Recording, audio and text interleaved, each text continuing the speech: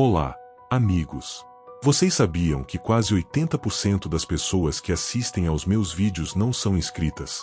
Se você gosta do conteúdo, eu realmente agradeceria se clicasse no botão de se inscrever. Isso ajuda muito. E não se esqueça de deixar um like e compartilhar sua opinião nos comentários. Sua interação não só apoia o crescimento do canal, como também ajuda essas histórias a chegarem a mais pessoas. Obrigado a todos por estarem aqui. Aliás, de onde você está assistindo? Me diga nos comentários. Não é meu nome real. Não quero usar. Já pensei várias vezes se deveria contar isso, porque sempre que lembro, fico mal. Não é uma história bonita, nem daquelas que dão medo na hora. É mais daquelas que vão ficando estranhas com o tempo, quanto mais você pensa. Trabalhei como garota de programa por quase 5 anos. Comecei aos 20, parei com 25. Na época em que isso aconteceu, eu estava no auge do cansaço. Trabalhava quase todos os dias, dormia pouco, comia mal, vivia virando noite. Não tinha rotina. Meu corpo estava sempre esgotado, e minha cabeça também. Em 2021, eu morava sozinha num apartamento pequeno. Pagava aluguel atrasado quase todo mês. Devia cartão, devia empréstimo, devia tudo. Por isso aceitava atendimento em praticamente qualquer lugar, desde que não fosse favela ou lugar claramente perigoso. Naquela semana, eu estava especialmente quebrada. Tinha feito uns 7 atendimentos em 3 dias. Mal tinha ido em casa. Dormia em hotel barato, às vezes no próprio apartamento de cliente quando ele pedia para eu ficar mais tempo. Numa madrugada de quarta para quinta, quase 3 da manhã, recebi mensagem de um cara novo. Perfil simples, sem muita informação. Foto normal. Nada chamava atenção. Pediu atendimento na Zona Sul, num bairro mais residencial. Mandou localização, foto do prédio, comprovante de pagamento da metade. Aceitei. Peguei um carro. No caminho, lembro de ficar olhando pela janela e achando tudo muito vazio. Pouca gente na rua, quase nenhum bar aberto, quase nenhum carro. Aquela sensação de cidade dormindo. O motorista comentou que aquela região era esquisita de madrugada, que quase não pegava corrida ali. Eu respondi qualquer coisa. Cheguei. O prédio era pequeno, antigo, pintado de bege. 4 andares. Sem porteiro. Só interfone. A fachada estava meio descascada. Tinha uma árvore grande na frente que fazia sombra na entrada. Toquei. Ele abriu. Subi pela escada porque o elevador estava quebrado. Já tinha um aviso colado na parede dizendo que estava assim há semanas. O corredor do segundo andar era silencioso demais. Não dava para ouvir televisão, conversa, música. Nada. Parecia que ninguém morava ali, mas tinha algumas portas com luz passando por baixo. Bati. Ele abriu. Era um cara normal. Uns 30 e poucos anos. Magro. Cara de escritório. Educado. Falava baixo. Me cumprimentou. Pediu para eu entrar. O apartamento era pequeno, mas organizado. Tudo muito limpo. Sofá sem mancha, mesa sem bagunça, cozinha arrumada, quarto com cama feita. Não tinha foto, não tinha quadro, não tinha objeto pessoal. Parecia apartamento de aluguel temporário. Mas ele dizia que morava ali. O atendimento foi normal. Nada estranho. Ele não fez nada fora do comum. Depois, foi pro banho. Eu fiquei no quarto, sentada na cama, mexendo no celular. Foi aí que comecei a ouvir o barulho. No começo, nem liguei. Achei que era cano. Prédio velho sempre tem isso. Mas depois percebi que não vinha do banheiro. Vinha da parede atrás da cama. Era um som fraco. Parecia alguém passando a unha na parede. Bem de leve. Bem lento. Parava. Voltava. Parava. Ficava assim. Continuei no celular. Depois de um tempo, parou. Uns minutos depois, voltou mais forte. Encostei a cabeça na parede e senti uma vibração estranha, como se tivesse algo se mexendo lá dentro. Quando ele saiu do banho, perguntei se tinha problema no prédio. Ele disse que nunca tinha percebido. A gente foi para a sala. Sentou no sofá. Começou a conversar. O barulho voltou. Agora vinha da parede da sala. Era igual. Arranhado. raspando, como se alguém estivesse tentando cavar por dentro. Ele ficou quieto. Eu vi na cara dele que estava ouvindo. Perguntei se tinha gato, rato, alguma coisa. Ele disse que não. Ficamos em silêncio. O som continuava. Às vezes parecia andar. Às vezes parecia parar. Em certo momento, ouvimos 2 batidas secas. Como se alguém tivesse dado soco. Ele levantou, foi até a parede, encostou o ouvido. Ficou branco. Disse que parecia vir de dentro do apartamento. Não do vizinho. De dentro. Aquilo me deu um aperto estranho no peito. Uma sensação ruim, difícil de explicar. Não era medo. Era desconforto. Como se eu estivesse num lugar errado. Depois disso, o barulho sumiu. Silêncio total. A gente tentou continuar conversando, mas ficou estranho. Ele parecia nervoso. Eu também. Logo depois, ele pagou o resto, chamou um carro para mim. Fui embora. Cheguei em casa quase 5 da manhã. Dormia. 2 dias depois, um cliente antigo me mandou mensagem perguntando se eu tinha ido naquele prédio. Perguntei por quê. Ele disse que a polícia tinha ido lá. Um morador foi encontrado morto dentro de uma parede falsa, entre a sala e o quarto. Segundo a investigação, o cara tinha se escondido ali meses antes, por problemas com dívida e ameaças, e acabou ficando preso. Morreu sufocado, sem ninguém perceber. O barulho que os vizinhos ouviam à noite era o ar passando. Às vezes, diziam que parecia alguém batendo. Quando li isso, fiquei enjoada, porque combinava demais. Até hoje, não sei se isso é tudo verdade. Não sei se exageraram. Não sei se inventaram parte. Mas sei que aquele barulho eu ouvi. Ele ouviu. A gente ouviu. E vinha de dentro. Depois disso, comecei a recusar atendimento em prédio velho. Em lugar isolado. Em horário muito tarde. Perdi dinheiro. Mas ganhei paz. E até hoje, quando fico acordada de madrugada e escuto algum estalo na parede, lembro daquela noite.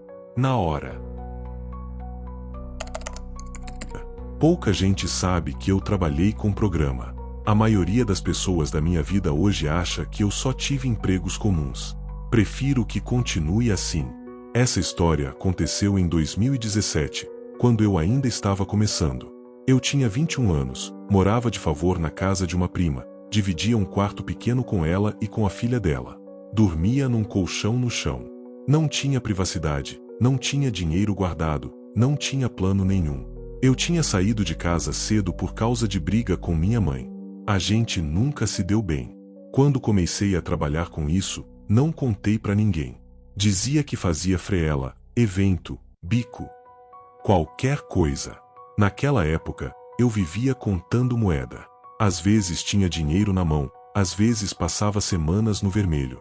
Cartão estourado, nome quase sujo. Então eu aceitava quase tudo. Não fazia muita seleção. Atendia principalmente em flats, Airbnb, apartamento alugado por temporada. Era o que mais aparecia nos aplicativos. Naquele sábado, eu tinha saído cedo da casa da minha prima. Disse que ia trabalhar num bar. Era mentira. Peguei um ônibus para a região central, fiquei numa pensão barata durante o dia, esperando chamadas. Já tinha feito 2 atendimentos naquele dia. Um ruim, um mais ou menos. Nenhum tinha rendido muito. Eu precisava fechar pelo menos mais um para pagar uma dívida que vencia na segunda. Já era quase 2 da manhã quando apareceu a mensagem. Número novo. Foto genérica. Nome comum. Pediu atendimento num flat perto da Barra Funda. Mandou localização, foto da fachada, número do apartamento. Pagou metade. Aquilo me animou. Aceitei na hora. Peguei um carro. Durante o trajeto, ele mandava mensagens sem parar. Perguntava onde eu estava, se estava perto, se eu estava sozinha, se alguém sabia onde eu ia. Achei meio invasivo, mas respondi curto. Cliente ansioso é comum. Cheguei no prédio. Era grande, moderno, cheio de gente entrando e saindo. Portaria movimentada, gente chegando de festa, entregador, Uber, tudo normal. Passei sem problema. Subi. 10º andar. Corredor longo. Carpete. Luz branca. Bati na porta.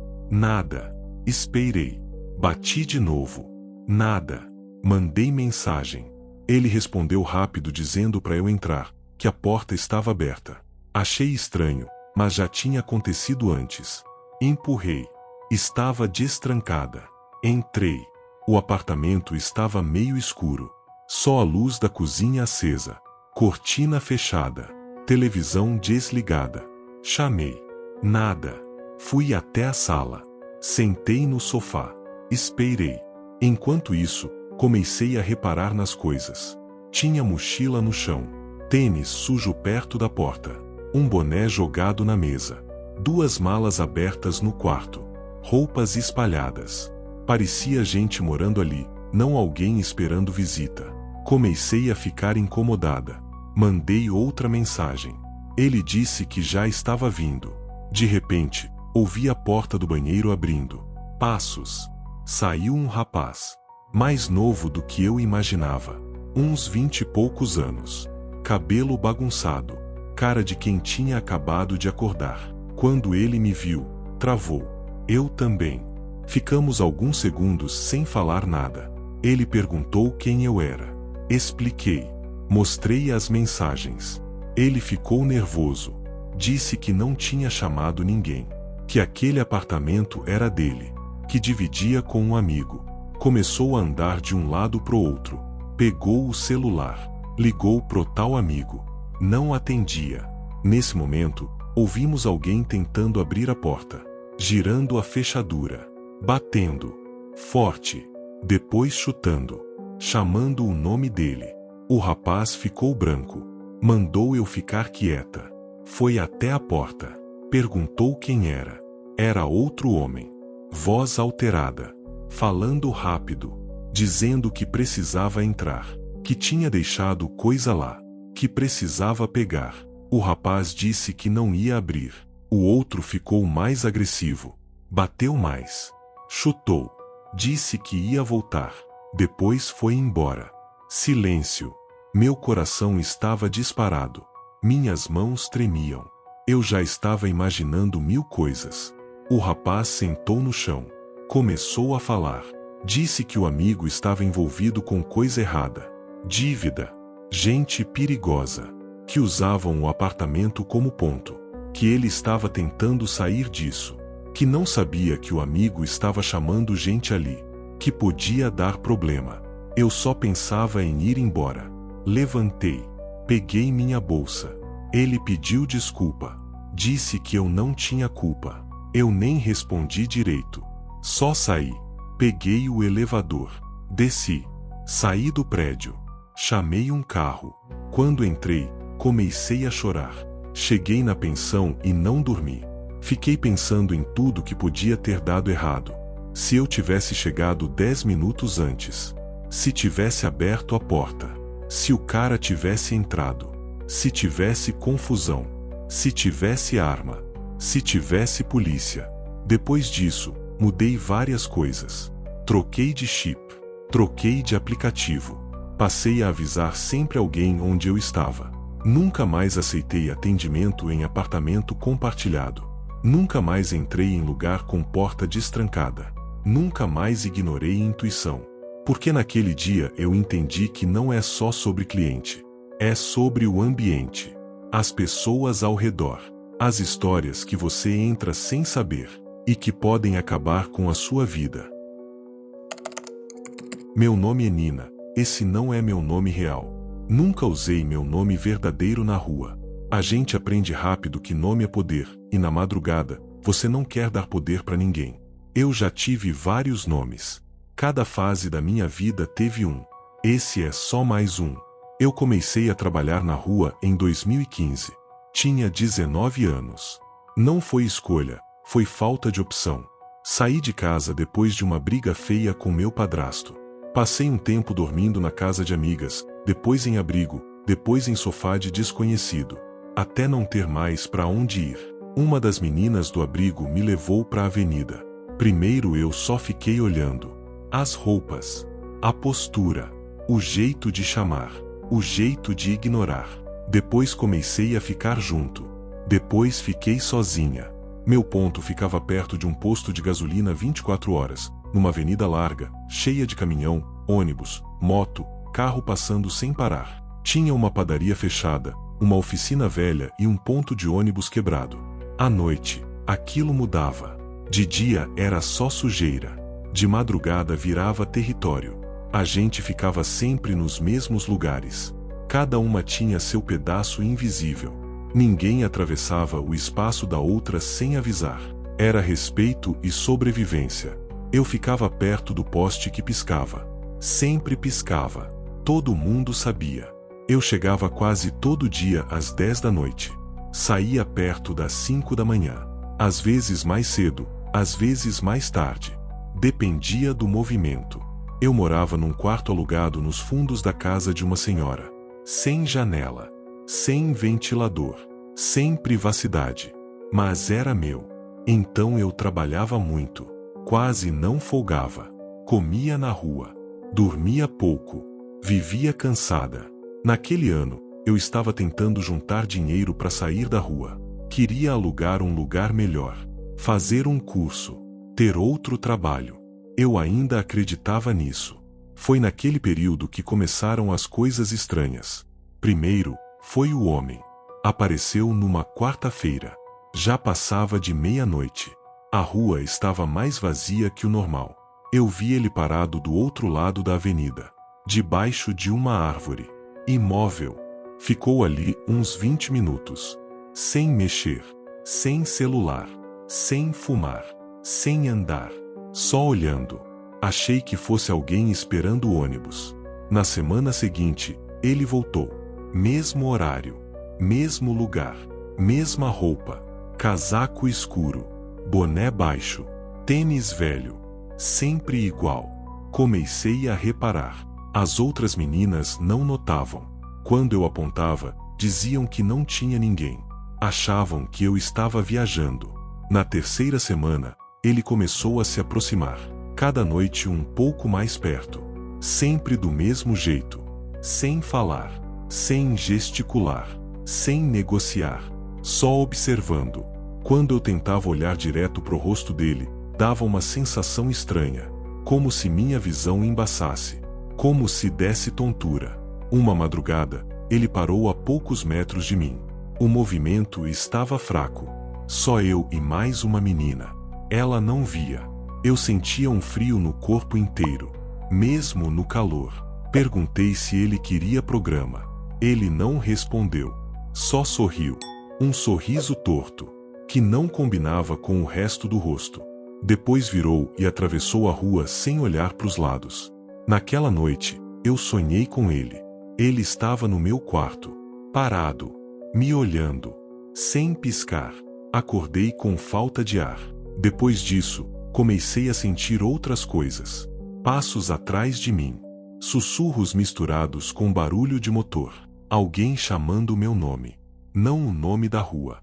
Meu nome de infância, que quase ninguém sabia. Às vezes, sentia um toque no ombro. Uma pressão. Virava. Nada. Comecei a ficar nervosa. Dormia mal. Comia menos. As meninas começaram a se afastar. Diziam que perto de mim dava enjoo. Dor de cabeça. Mal-estar. Uma falou que sentia cheiro de coisa velha. De mofo. De hospital. Eu não sentia. Só frio. Sempre frio. Numa madrugada de chuva forte, só eu fiquei. O ponto vazio. A avenida quase deserta. O poste piscando. A água escorrendo pelo meio-fio. Eu estava quase indo embora quando vi ele. Saiu da sombra. Devagar. Como se desprendesse da escuridão. Parou na minha frente. Eu tentei andar. Não consegui. Meu corpo não respondia. Parecia que eu estava presa no chão. Ele chegou perto do meu ouvido. Senti um ar gelado. Um arrepio até a espinha. Ele sussurrou meu nome verdadeiro. O que minha mãe me chamava quando eu era criança. Depois atravessou meu corpo. Como fumaça. Como vento. Como nada. Eu caí. Apaguei. Acordei no hospital. Com soro no braço. Dor no corpo. Uma motorista tinha me encontrado caída. Desmaiada. sozinha. Depois disso, eu nunca mais voltei para aquele ponto.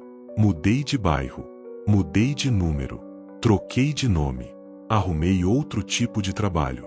Nunca mais fiz rua. Às vezes, quando passo por avenida de madrugada, sinto aquele mesmo frio e evito olhar pro outro lado, porque tenho medo de ver ele parado lá, me esperando. Eu nem sei porque ainda lembro disso com tanta nitidez. Já faz anos, mas tem noite que parece que foi ontem. Talvez porque aconteceu numa fase em que eu já estava cansada demais para prestar atenção nos sinais, sabe? Eu só queria trabalhar, pegar meu dinheiro e ir embora.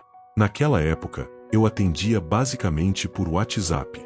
Tinha alguns clientes fixos, gente que eu já conhecia, que nunca tinha dado problema. Um deles era um cara que se dizia chamar Marcelo. Eu nunca perguntei se era nome real. A gente aprende a não perguntar. Ele sempre me chamava de madrugada. Nunca antes da meia-noite, nunca depois das 3. Era sempre naquele intervalo. Sempre no mesmo prédio, no centro, um prédio antigo que durante o dia funcionava como escritório e à noite virava uma espécie de pensão improvisada. Eu já tinha ido lá muitas vezes. Subia as escadas quase no automático, sabia qual porta era, já nem reparava mais no corredor comprido, na luz branca forte, no cheiro de produto de limpeza barato. Virou rotina. Naquela madrugada, quando ele mandou mensagem, eu nem pensei. Estava deitada, mexendo no celular, sem sono, precisando de dinheiro. Respondi, me arrumei rápido e fui. No caminho, lembro de sentir um cansaço diferente. Não era só físico. Era como se eu estivesse indo sem vontade nenhuma, só no modo automático mesmo. Ainda pensei em desistir, mas ignorei. Quando cheguei no prédio, achei estranho estar tudo mais silencioso que o normal. Normalmente tinha alguém fumando na porta, algum porteiro improvisado, algum barulho. Naquele dia, nada. A porta estava destrancada, como sempre, mas o silêncio incomodou. Subi. Quando ele abriu a porta, eu percebi que ele não estava bem. Estava com o rosto mais fundo, olheira marcada, parecia não dormir há dias. Ainda assim, me cumprimentou normal, tentou sorrir. Eu fingi que não notei. Entramos. O quarto era igual a todas as outras vezes. Mesma cama, mesma cortina, mesma parede descascando perto da janela. Só que tinha um clima estranho, difícil de explicar. Parecia pesado, como se o ar estivesse parado. A gente sentou, começou a conversar, e eu percebi que o celular dele não parava quieto. Vibrava o tempo todo, em cima da mesa. Mensagem atrás de mensagem. Mas ele não pegava. Fingiu que não estava acontecendo. Aquilo começou a me incomodar. Em algum momento, a tela acendeu sozinha, virada para mim. Eu vi meu nome na conversa. Vi meu número. E vi uma mensagem que eu não tinha mandado. Ela já chegou. Na hora, eu achei que tinha entendido errado. Pisquei, olhei de novo. Estava lá. Perguntei o que era aquilo. Ele ficou visivelmente nervoso. Pegou o celular rápido, virou a tela para baixo, desligou. Disse que era bug, vírus, qualquer coisa. Falou rápido demais. Eu tentei continuar, mas já estava com aquele aperto no peito. Pouco depois, meu celular vibrou. Mensagem dele. Não fica. Eu olhei para ele. Ele estava na minha frente. Não tinha tocado no celular. Perguntei se ele tinha mandado. Ele jurou que não. Riu nervoso. Eu comecei a sentir um frio subindo pelas costas. Aí veio outra mensagem. Vai embora agora. Eu comecei a arrumar minha bolsa devagar, sem querer fazer escândalo. Ele percebeu e mudou de tom. Disse que eu estava exagerando, que já tinha pago, que estava tudo bem, que era só problema no celular. Mas eu já não estava mais ouvindo. Veio mais uma. Ele não é o Marcelo. Naquele momento, meu estômago virou. Eu olhei para ele e, pela primeira vez, tive a sensação real de que eu não conhecia aquela pessoa. Nunca conheci. Eu só tinha criado uma versão dele na minha cabeça. A luz piscou. Apagou. Ficamos no escuro. Só com a claridade fraca da rua entrando pela janela. No silêncio, eu ouvia a respiração dele. E ouvi outra, mais lenta. Mais perto. Atrás de mim. Liguei a lanterna. Não tinha ninguém. Mas a porta estava aberta. E eu tinha certeza que estava fechada. Meu celular vibrou pela última vez. Corre! Eu não pensei. Peguei minhas coisas e saí. Desci as escadas quase caindo. Saí do prédio sem olhar para trás. No outro dia, bloqueei o número. Troquei de chip. Nunca mais voltei lá. Meses depois, vi num grupo do bairro que um homem tinha sido encontrado morto naquele prédio. No mesmo andar. No mesmo quarto. Dizia que ele estava lá havia dias. Sozinho. Até hoje, quando recebo mensagem de madrugada, eu leio com cuidado demais. Como se alguém ainda estivesse me avisando. Eu nunca gostei muito de rodoviária, mas também nunca tive medo. Era só mais um lugar onde eu passava boa parte da minha vida naquela época. Gente chegando, gente indo embora, mala arrastando no chão, cheiro de café velho misturado com desinfetante. Quando você vive na estrada, aquilo vira quase normal. Naquele ano, eu já não tinha mais endereço fixo. Ficava indo de cidade em cidade, dependendo de onde aparecia trabalho. Tinha uma mochila com 2 trocas de roupa, uma necessaire e meus documentos. Era basicamente tudo que eu tinha. Eu estava numa cidade do interior, ficando num quarto alugado perto da rodoviária, justamente porque facilitava quando aparecia cliente de fora. A maioria era caminhoneiro, vendedor, gente que dormia uma noite e ia embora no outro dia. Eu me acostumei com esse tipo de atendimento. Naquela noite, eu estava deitada na cama, mexendo no celular, quase dormindo, quando chegou a mensagem. Número novo, perfil sem foto, nome comum. Nada diferente do que eu via todo dia. Ele disse que tinha acabado de chegar de viagem, estava cansado, não queria sair da rodoviária. Perguntou se eu podia encontrar ele ali mesmo. Normalmente eu não gostava disso. Preferia lugar fechado, controlado. Mas ele ofereceu pagar mais, falou com educação, não pressionou. E eu estava precisando do dinheiro. Então aceitei. Coloquei um casaco, enfiei o celular no bolso e fui andando. A rodoviária estava quase vazia. Tinha umas poucas pessoas dormindo nos bancos, um segurança andando sem pressa, a lanchonete aberta com a televisão ligada bem baixinho. Aquela sensação de madrugada em lugar público, onde tudo parece meio suspenso. Ele disse que estava perto da plataforma 6. Fui andando devagar, olhando os números, até ver um homem sentado sozinho, com a cabeça baixa e uma mochila no chão. Mandei mensagem dizendo que tinha chegado. Ele levantou a cabeça na mesma hora. Era ele. Reconheci pelo formato do rosto da foto, pelo jeito de olhar. Sorriu meio sem graça, levantou devagar. Parecia normal, só muito cansado. A gente começou a conversar ali mesmo, baixinho, para não chamar atenção. Ele disse que o ônibus tinha atrasado, que estava morto de sono, que só queria ir para um hotel perto dali. Concordei. Saímos juntos. No caminho, eu comecei a reparar que ele andava estranho. Não era mancar exatamente. Era como se cada passo exigisse esforço. Arrastava um pouco o pé, parava às vezes sem perceber. Perguntei se estava passando mal. Ele disse que não, que era só cansaço. Quando entramos no hotel, o recepcionista olhou para ele por mais tempo do que o normal. Pediu o nome 2 vezes. Pediu documento. Ele disse que tinha perdido durante a viagem. A conversa ficou meio tensa, mas no fim liberaram. Subimos. No elevador, ele ficou encarando o espelho. Não piscava. Não mudava a expressão.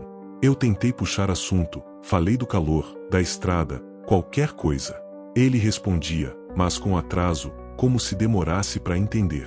No quarto, ele sentou na beira da cama e ficou ali, parado, sem tirar o sapato, sem mexer na mochila, sem olhar em volta. Aquilo começou a me incomodar. Perguntei se ele queria água. Ele balançou a cabeça. Depois de alguns minutos, eu percebi que a respiração dele era estranha. Muito fraca. Irregular. Às vezes parecia que ele nem respirava por alguns segundos. Cheguei mais perto e toquei no braço dele. Estava gelado. Gelado de um jeito que não era normal. Ele virou o rosto para mim devagar. Pela primeira vez, eu vi os olhos dele direito. Não tinham brilho nenhum. Pareciam opacos, como vidro embaçado. Meu estômago afundou. Perguntei se ele estava bem. Ele abriu a boca para responder, mas não saiu som.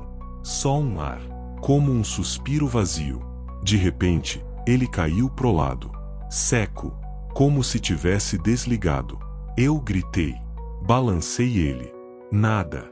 Tentei sentir o pulso. Não achei. Comecei a tremer inteira. Saí correndo pelo corredor, batendo na porta dos outros quartos, chamando alguém. O recepcionista subiu junto com o segurança. Tentaram reanimar.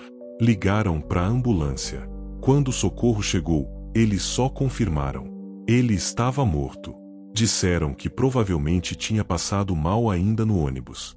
Que já devia estar muito fraco quando chegou. Fiquei horas ali, dando depoimento. Respondendo pergunta. Explicando. Me sentindo culpada por coisas que eu não tinha feito. Depois me liberaram. Voltei pro meu quarto andando, sem sentir as pernas. No dia seguinte, fui embora da cidade. Nunca mais fiquei perto de rodoviária. Nunca mais atendi viajante. Até hoje, às vezes, lembro do peso do braço dele na minha mão. E da sensação de que, naquela noite, eu acompanhei alguém até o último lugar sem saber.